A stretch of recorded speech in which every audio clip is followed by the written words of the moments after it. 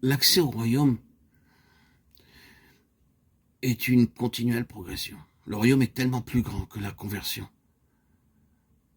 Bien entendu, si vous vouliez être sauvé, vous auriez besoin d'être sérieux pour cela. Vous devrez prendre garde parce que tout voudra vous arrêter. Mais le royaume signifie bien plus grande chose que d'y entrer simplement, beaucoup plus qu'être converti. Il y a une grande intention pour nos vies dans le dessein de Dieu, bien plus que ce que nous avons jamais imaginé. Et si nous sommes entrés dans ce domaine, la violence doit nous caractériser. Juste dans ce domaine, nous devons avoir des intentions très définies et pouvoir dire, Seigneur, je demeure ferme à l'égard de tout ce que signifie Christ pour toi.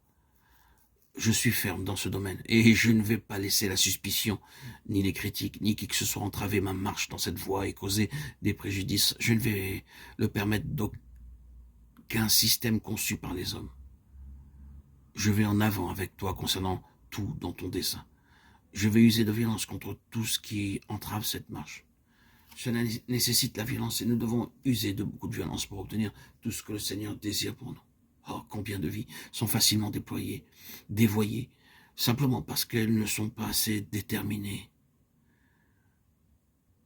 Elles deviennent dissolues, errantes. Nous demandons des choses qui deviennent limitantes, des choses qui peuvent être bonnes, qui peuvent avoir quelque chose de Dieu en elles, mais qui cependant sont des choses étriquées et ne conduisent pas vers tout le grand et vaste dessein de Dieu.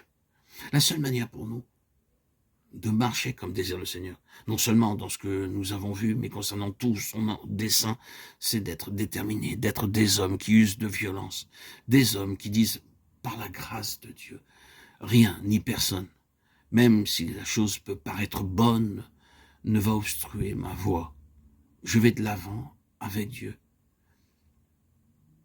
Ayez cette attitude avec le Seigneur. Et vous constaterez que Dieu sera avec vous sur cette voie. Pas un seul homme, pas même Paul, ne peut soupçonner tout ce qu'il doit encore connaître. Paul recevait constamment plus de lumière, et cela depuis qu'il avait été appelé. Il avait reçu quelque chose de précieux, de riche au début, mais plus tard, il lui a été montré des choses inexprimables. Il entendit des paroles ineffables qu'il n'est pas permis à un homme d'exprimer, 2 Corinthiens 12:4. Il croissait dans la connaissance. Mais pourquoi?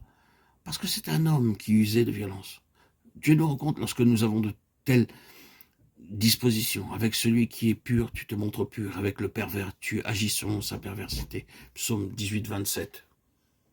Dans son principe, cela signifie que Dieu agira envers vous comme vous aurez agi à son égard. Dans le royaume, il y a des choses très grandes que nous ne soupçonnons même pas. Nous devons y croire. Il y a pour nous tous beaucoup de choses que nous devons connaître, plus que pour n'importe qui d'autre sur cette terre, que même pour les chrétiens les plus avancés. Croissons dans la connaissance du dessein de Dieu.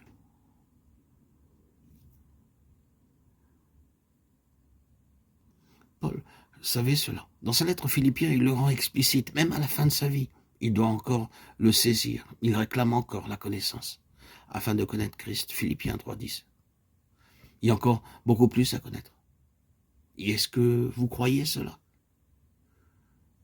Allez-vous permettre que votre vie soit circonscrite par simplement ce que vous connaissez ou par la mesure de ce que les autres gens ont pu connaître?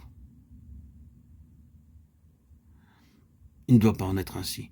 C'est la pleine mesure de Christ qui détermine la finalité divine.